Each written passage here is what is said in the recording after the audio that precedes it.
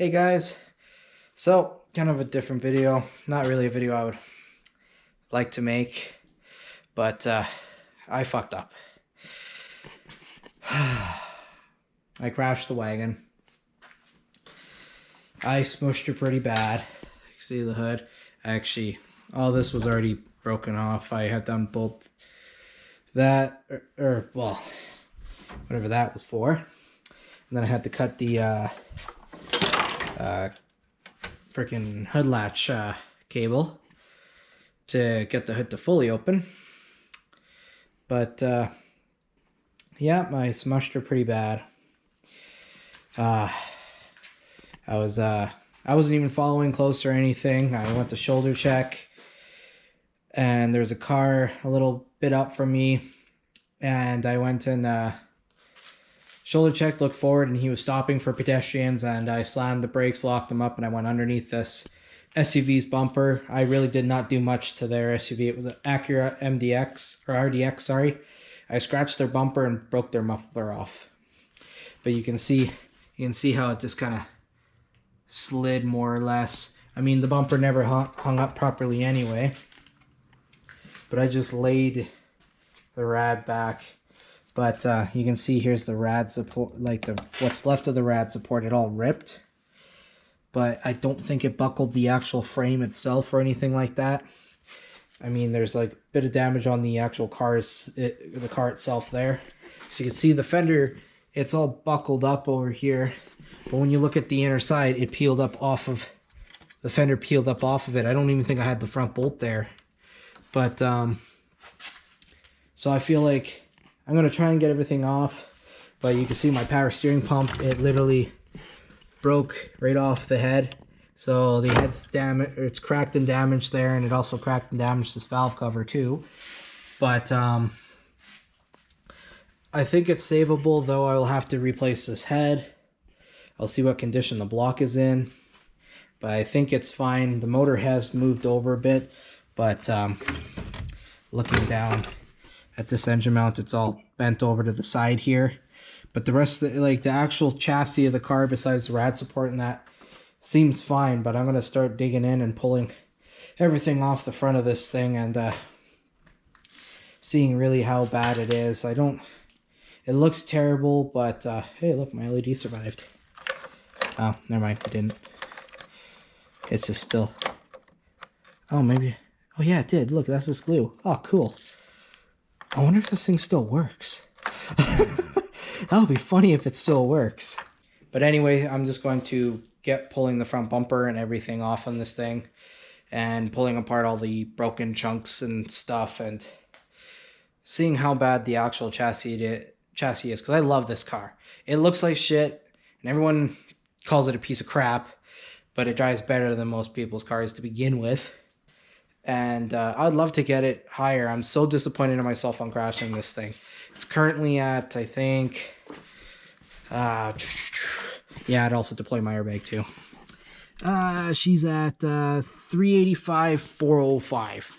So a little over 620,000 kilometers or something like that for Maple units.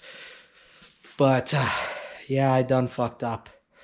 I mean, I'm not worried about any of the engine stuff. There's literally one more block there. There's a whole nother block and head there. There's another cylinder head right there. So I got parts, but I'm going to need like body parts and stuff like that. But yeah, I'm going to start ripping all this junk off and seeing how bad the internal damage is. I don't think anything's wrong with the front bumper or anything like that.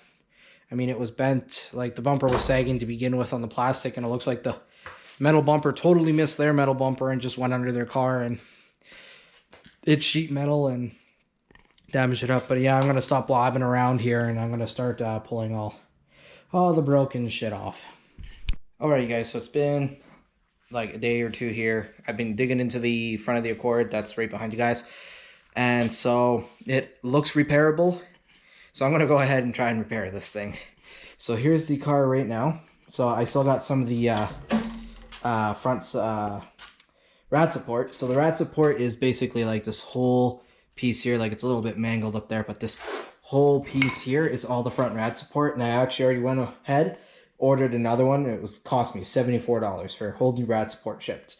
So I'll order that. And then I got all the broken stuff, and the only other damage is literally that dent here. So this dent here is from the battery sliding back. And so it's popped up the seam sealer here. And so what I'm going to do is I'm going to go to the junkyard and I will go and get and cut another piece out. Just like it goes right down to here, and then I'll cut it down to here where this frame rail is. Like the frame rail is back in under here. So I'm going to cut that all out because the frame kind of bends over. So I'm going to cut this whole section out because you see my lovely, beautiful rust hole here. So I may as well nail 2 birds with 1 stone instead of trying to bend this back out. And so yeah, I'll just replace this little section right here to fix the rust, because these normally don't rust here. They maybe start depending how bad the rust is, but this one started like this because there was no inner wheel well, so the rocks just ate it out. But yeah, and so the only actual damage to this engine is the valve cover cracked right here and the chip there, and then also cracked the cylinder head right along here. So it's like, and then it's kind of cracks downwards to there, but it kind of stops right here.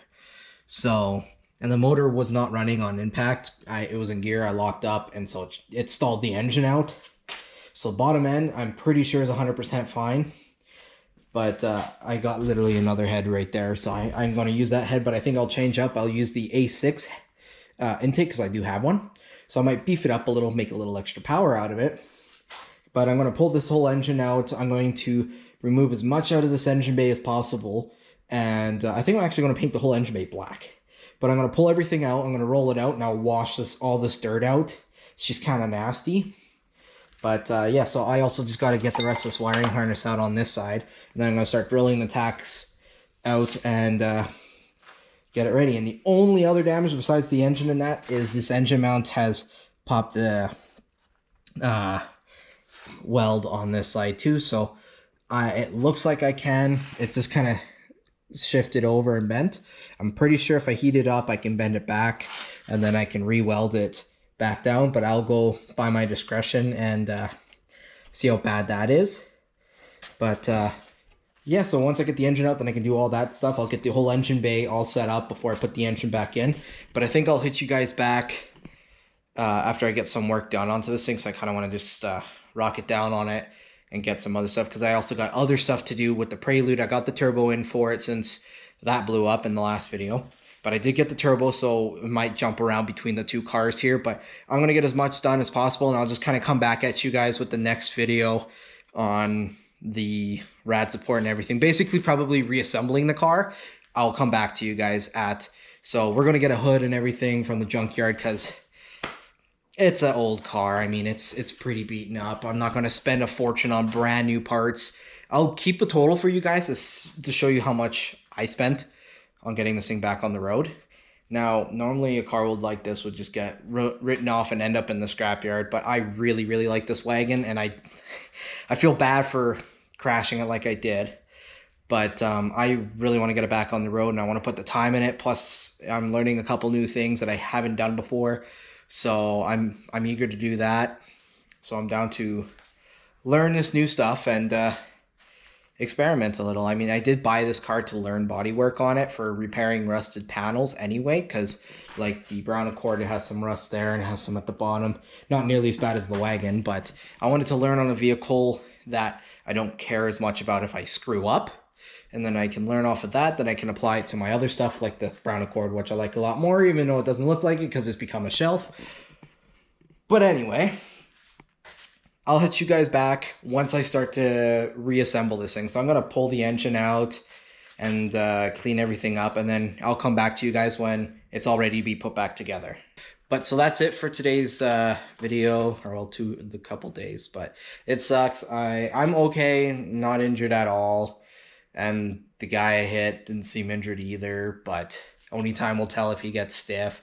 And apparently that intersection, there's no actual crosswalk for, like pedestrian crosswalk. So I don't know how this accident's going to go, if it's going to be fully enrolled in my fault or if it's going to be deemed towards him, since he stopped in the middle of the road that had no intersection or crosswalk path or anything. There's no signs for pedestrians or anything like that. So I don't know, it'll be interesting to see what happens. But I'm just glad I can actually fix this wagon because I do really like this car and I'm willing to put the time and effort into getting it back running. I got a lot of parts. I got the know-how to do it. Got some people that will help me too, but I should be able to get this thing done. And yeah, so that's it. We'll see you guys on the next video.